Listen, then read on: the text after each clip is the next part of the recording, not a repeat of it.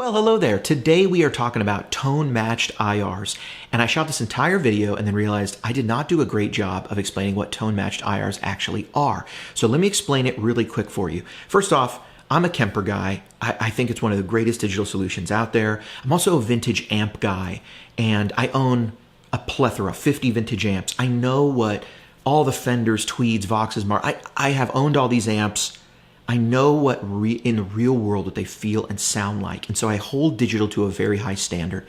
And let me tell you, for me, these tone-matched IRs have breathed a new life into the Helix. A new life for me that, with a unit that I was never really content with, I'm now pretty happy with. Do I think this is the end-all be-all? Not really, but let me explain. A tone-matched IR is an IR that contains both information of the cabinet section, so what you would expect, mics, speaker box, cabinet, preamps, whatever an IR is, right?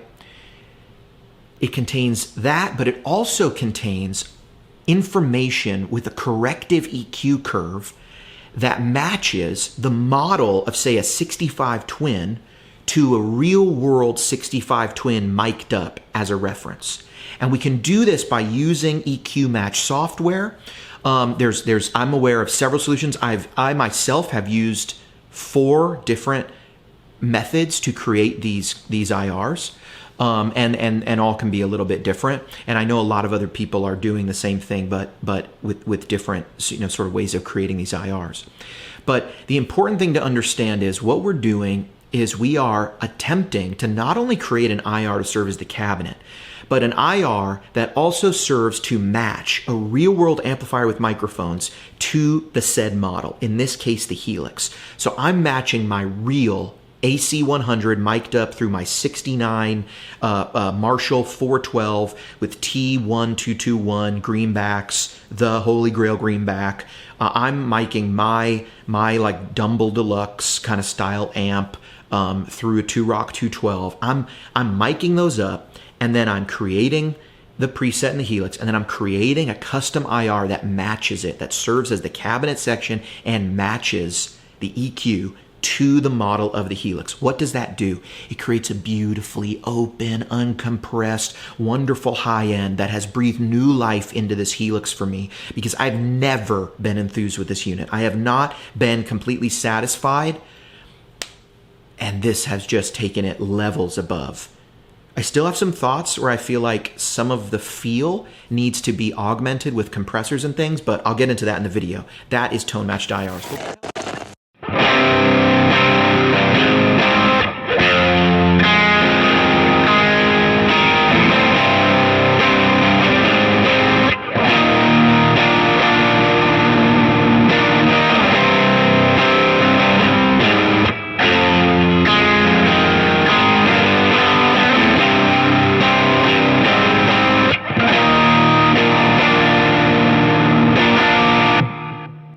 Well, hello there. My name is HW. Thank you so much for watching TV. And I'm the Seuss. Watching TV. This is Tone Junkie TV. This is really... I threw myself off with the gaff. Oh, yeah. Seuss, that is the most monster tone. Yeah, it's pretty crushing. It's like the 5s on the bottom, the 5ths on the bottom, like make it that awesome, thick. Just... Man, like monster. Yeah, like Rebel Against Your Parents. My dad didn't hug me enough type of guitar tone. Play that one more time. It's so just ah.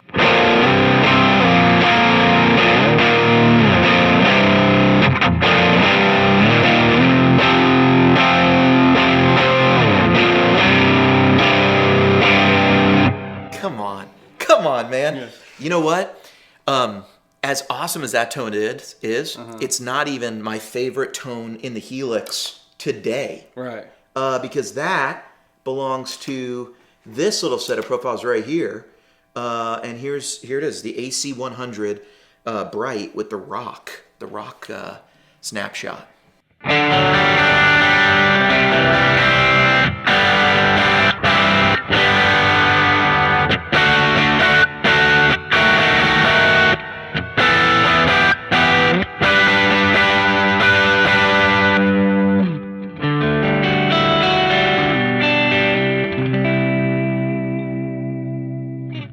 So I have to say, Very nice. like, yeah, that is my. Recently, someone asked me what my favorite amp was, and I was really kind of like struggling to answer the question. But at the end, I said it's the AC 100, and I have loved the Kemper profiles that I made of the AC 100. I love that amp. I think it's a really underrated amp. It's a Beatles amp. It breaks up nicely. Yeah. It doesn't get too aggressive.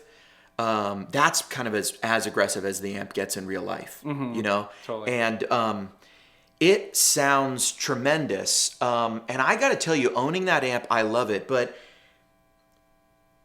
I don't think I've ever been... That is my single favorite sound ever on this thing. And as much as I know, the Kemper guys are like, all right, HW... Come on. What are you doing? What do you just all of a sudden, all of a sudden you got all these videos on the Helix, all of a sudden, but seriously, this tone match thing has completely changed for me, this unit. Does that mean the Kemper doesn't sound great? No, the Kemper sounds great. Totally. And to be honest, I think the Kemper still feels better.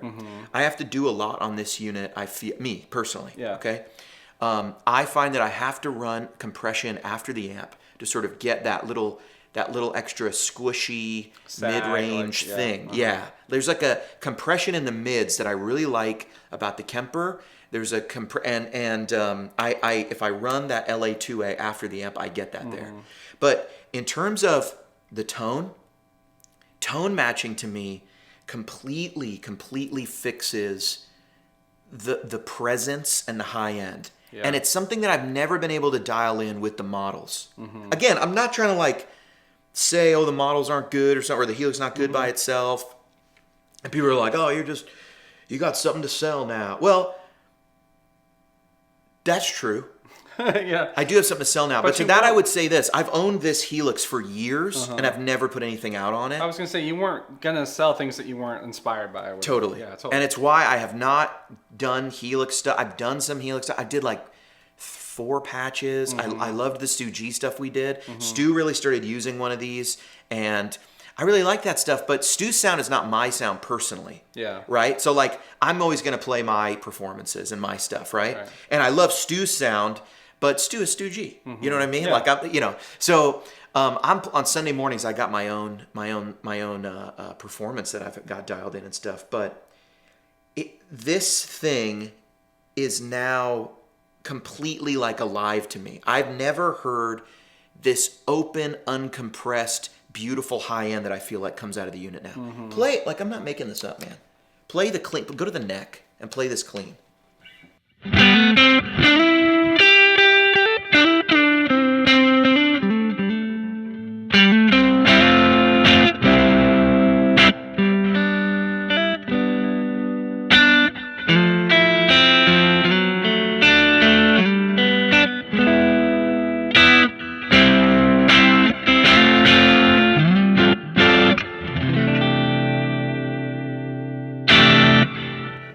It's open. That's great. I mean, it's insane. Yeah. It's insane. Do this. Okay. Do this. Here we go. Cloudy. Cloudy. Here's like an ambient verb you could use on a Sunday morning. I know a lot of guys are into this.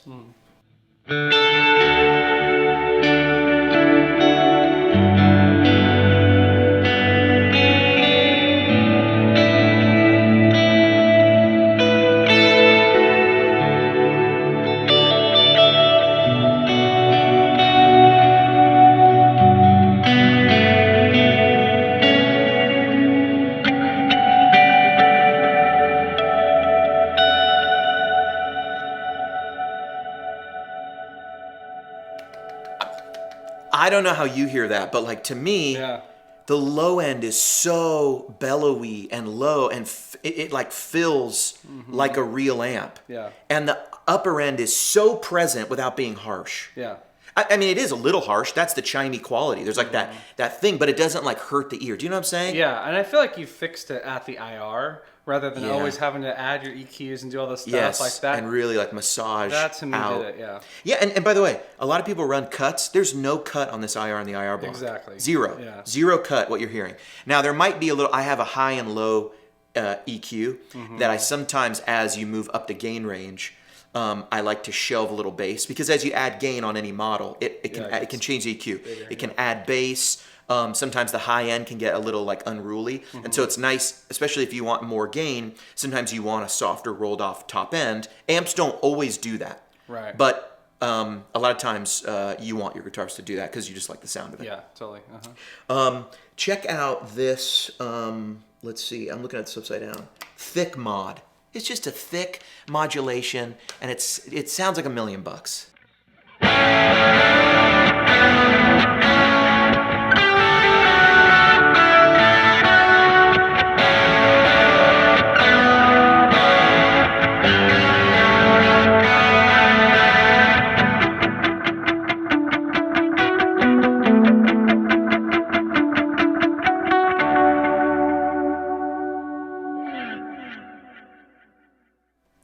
This is like they released a completely new modeler to me. Totally. I don't know what to like. Yeah. I'm over here.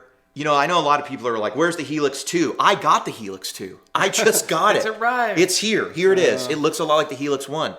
And this is just my opinion. People on the internet. Whatever, you know what I mean? You can try them for free. You can try it. Yeah, there's the Twin is out there. It sounds like my Twin. This thing sounds like my AC100. Yeah. Is the feel all the way there? I have to massage this and do some tricks to get it where I think it feels pretty good. Do I think it feels exactly like the amp? No, I don't. There is a little bit, and part of that is to get the feel where I want it, I have to use a compressor up front. Right. So then it feels like a compressor. Yeah. You know what I mean? Without it, I'm happy with the little workarounds I have, and I run a compressor live anyway. Yeah. So I don't feel that I'm really sacrificing much. I have some thoughts on the reverbs. Yeah. I have some. I'm working hard to really match the verbs that I'm used to get them all in here. And there's some algorithms that I think I'm like, oh, it's not, even when I match the settings, just not quite, but they're good. Sure. They're very good. And I think there's some really great, sounds. I mean, you heard the cloud right there. Just humor me with the rock again on the bridge there.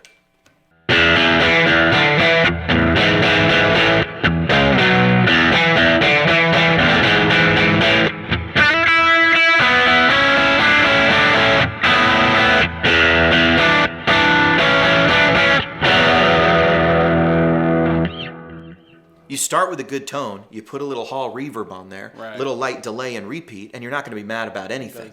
You know what I'm saying? Now, when I crank up that hall, is it my favorite hall in the world? I don't know. Maybe it is. The dynamic hall is actually very good. I really like that one. But anyway, have I said enough how I'm excited about this unit? I don't know. You know what I'm saying? What is your, you've been coming in here playing on the demo, Suze. We have tried to make Helix stuff in the past, and we just sort of lost interest because I want to capture my amps and put them in here, and it's not that you couldn't. It's not that I couldn't even be fooled in an A/B test. It's not that I've shown up before and been like, I can hear digital harshness. He must have a Helix up there. You know, it's not none of that. None of that. I'm not saying anything like that. You can absolutely get great sound out of this thing, but for me, this thing now sounds like my amps.